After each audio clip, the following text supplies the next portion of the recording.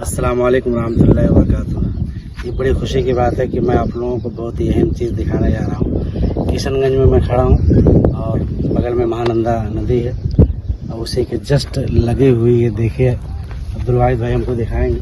पूरी बहुत बड़ी जगह है जो अलीगढ़ मुस्लिम यूनिवर्सिटी के लिए दी गई है, जो अभी सिर्फ ज़मीन कंफर्म हुई है। इसका जो प्रोजेक्ट था वो प्रोजेक्ट हमारे मौजूदा सरकार में उसको इम्प्लीमेंट नहीं किया।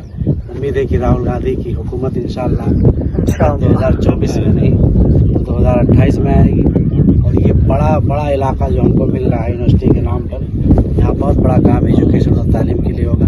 ये अलीगढ़ मुस्लिम यूनिवर्सिटी के तलबा के लिए, अलीग होने की हैसियत से मेरे लिए बड़े फ़ख्र की बात है कि नदी से लगा हुआ जस्ट, एक बार आप दिखाइए नदी बह रही है, कितनी खूबसूरत नदी है और उसी से जस्ट लगा हुआ है बड़ा इलाका है। हमारे साथ शेख अब्दुल क़य्यूम मदनी हफ़िज़हुल्लाह भी कतर से तशरीफ़ लाए हैं, वो भी देखकर बड़े खुश हुए।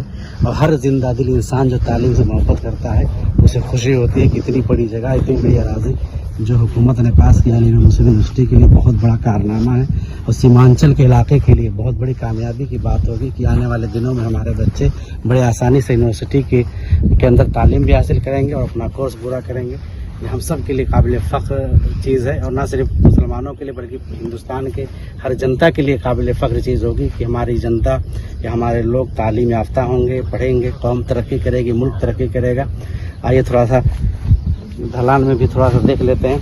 दोस्तों आपसे उम्मीद करते हैं कि आप इसे ज़्यादा शेयर करेंगे ताकि लोगों को पता चले कि यूनिवर्सिटी के लिए या एजुकेशन के लिए कितनी मेहनतें काविशें लोग कर रहे हैं और हमको भी अपने हिस्से का दिया जलाते रहना है। अस्सलाम वालेकुम रहमतुल्लाहि व बरकातुहू।